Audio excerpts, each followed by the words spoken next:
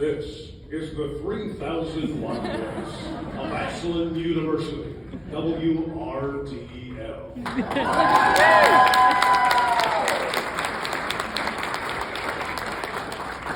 I used to run every hour on the radio station at the bottom of the hour, and they always make fun of me.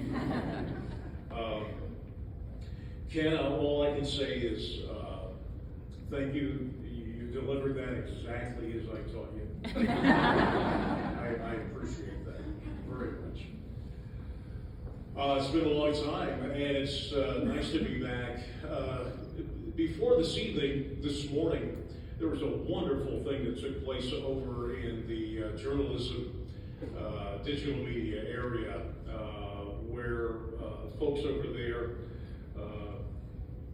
did a dedication of a plaque for this award, which is on the wall, and I appreciate the efforts of the folks over there that did that. Derek Wood and also Dave McCoy, and I spent about 3 hours speaking with them and talking about the program, and it had gone through a lot of changes, and I came out of there really feeling that these folks are right on track, and they're doing some great things. The facility itself looks fantastic.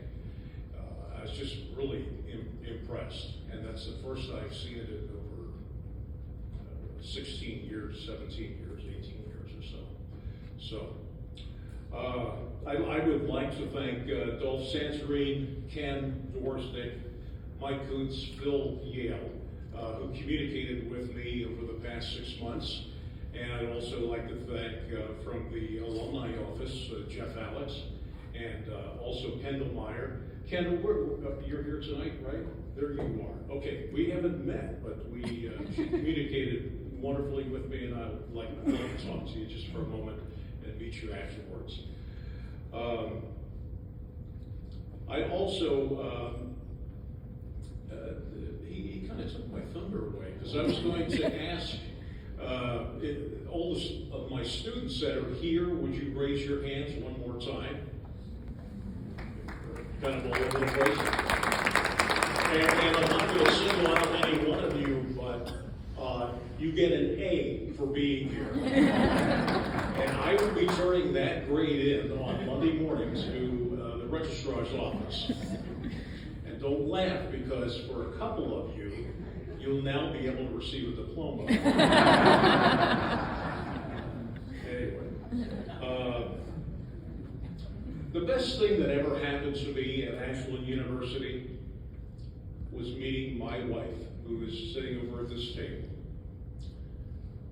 Could you just raise your hand? She hates the spot. Can you raise it a little bit more? And this is how the story went. I was looking out my dorm window in Jacobs Hall, and I see this young lady, and that was the era of miniskirts, as some of you might remember. And I said to my roommate, I said, check out the legs on this girl walking out the sidewalk. And he looked out, and I said, I'm walking, I could tell she was going to come into the dorm, so I said, I'm going down the stairs, I got to see who this is. So I walked down to the lobby, and there was a guy there that I knew. He lived in the dorm. His name was CJ. I don't remember his last name. And she started talking to CJ.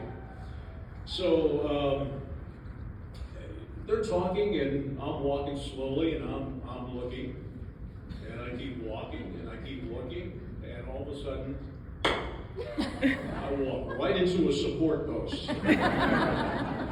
And she looks over, and written all over her face is Dorkmeister. And I tried to be, really cool and suave about it. And I smiled at her, and I went, I think I'm in love. And she still looked at me like, oh. But I won in the end, and this August 5th, we will married for 53 years.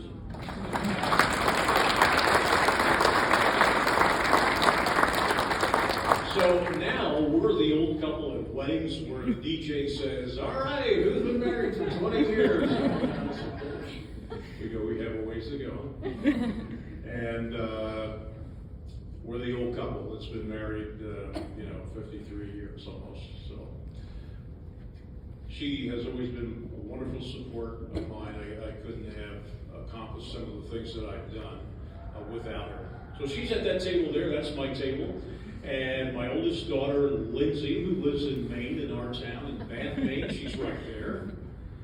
My youngest daughter, Lori Kallenbach, right next to her. You can raise your hand a little bit more. So they see it. Both of them work in education. Kathy Glassmeyer, who flew in from Sacramento, my sister-in-law. This guy really, next, surprised me. This is my best friend in Maine. He lives down the peninsula from me, and we have sailed together.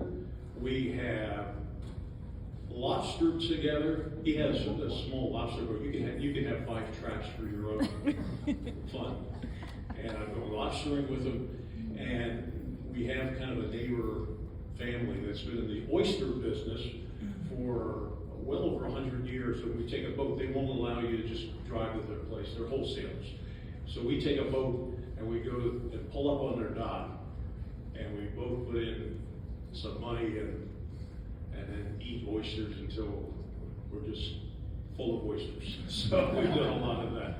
So that's Tom Butler, Captain Tom Butler, who is retired Navy and also flew for FedEx for 11 years and was also director of admission. He's a graduate, and he was a football player at the academy. And we've had a lot of good times together. So thank you for making the effort to be here. My sister-in-law, Diane Park, from Centerburg, Ohio. And my brother-in-law, who's not just my brother-in-law, but we're as close as blood brothers could be. And that's Jim Park. So that's my family table there. Okay. And the next table over, I have to recognize the admission office table there. All those folks that have the crazy things, pictures of me from various stages of my life. Well, there was one almost baby picture there. We had, when I moved from the radio television department, I ended up going over to admissions, and I knew everybody over there. And I want to tell you, that 10 years was fabulous. We had, people would say, we had the best office on campus, and it was. The chemistry, the people that worked there respected each other's talents. We all worked hard, but we played hard, and we had a fabulous time. Our recruiting numbers were great under the direction of the late Tom Mansberger, who was director of admission during that time. And the guy over there, I can't see because I don't have my glasses on. Where are you? Carl? He's got 2 pictures of me up there.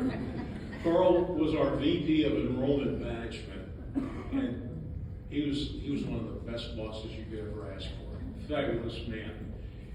Love all of you guys very, very much. Let me talk a little bit about this award. When I found out about this 6 months ago, my first impression was, thank God somebody finally recognized Richard Dean Leidy. He never got the recognition he should have here in Ashland.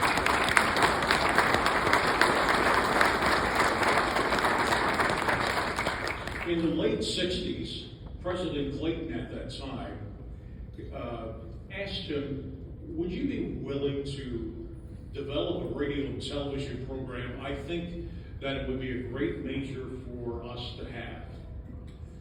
And Dick had worked in commercial broadcasting, and he designed the whole thing. He came up with a curriculum, and in the fall of 1969, when the Arts and Humanities building opened, Those studios were there in place, editing facilities, new radio station. He took it from the ground up, and he hired people like Larry Heiner and Kathy. She's here tonight. Larry passed away, it was 5 years, 6 years now? Okay, just wave your hand there for a second. Larry was working at NBC in New York as a film editor, and decided, let's get out of New York and come back to Ashland. So he was coordinator of television, and I, several years later, ended up as coordinator of radio. I celebrate Larry's memory tonight, Kathy. We were good friends. We worked together so closely, and I can attest to the fact that those students out there that had Larry in classes, he is a wonderful person, cared deeply about students. He was so much better than me when it came to keeping in touch with students. He would travel the country and be able to stay at different people's houses. He knew so many, graduates. He was passionate, backbone of that department.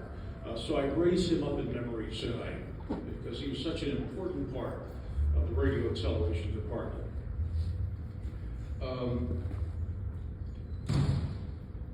So that happened, in the 60s. We built that department up. At our highest point, we had 125 to 150 majors in radio and television. For a long time, we had at least 100. And at one point, we were the third largest major on this campus. Some people didn't like that. They were very envious.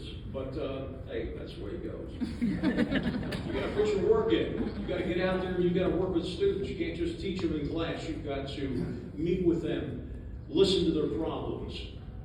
You got to cry with them when their parents die.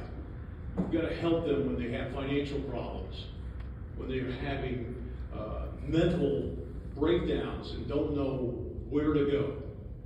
Those are the kinds of things that we did. And we shared with them, and we laughed with them, we cried with them, and we had a wonderful relationship. And those were some of the things that made that department so successful. After meeting this morning with some of the folks over in journalism, digital media, I'm sensing some of the same things were taking place that were lacking for a while here. And I'm very happy to report that, again, I think that program is on the right track. So they have a goal of 125 to 150 students to bring in here. What do you think? Let's shoot for some of those numbers. That would be good. Okay. I know I'm taking longer than I should have, but those were some of the important things that I wanted to relate. And again, I'm very humbled by this award. This is something I never thought I would ever receive. But I'm very proud of the work that I did and my colleagues in the radio and television department. We educated a lot of students, and they ended up at radio and television stations, different types of video production facilities, opened their own businesses related to that, and some of them got in the business, got out of the business, and went into something completely different. But many times I have heard from students, those things that you taught us, I have used, working for such and such. Or they always call upon me to do the presentations in my business. So I feel real good about all of that. And to my students tonight that are here, I thank you. I celebrate you. I'm very proud of each and every one of you, the different areas that you've gone into. And I'm a richer person because of you. God bless you. I thank you.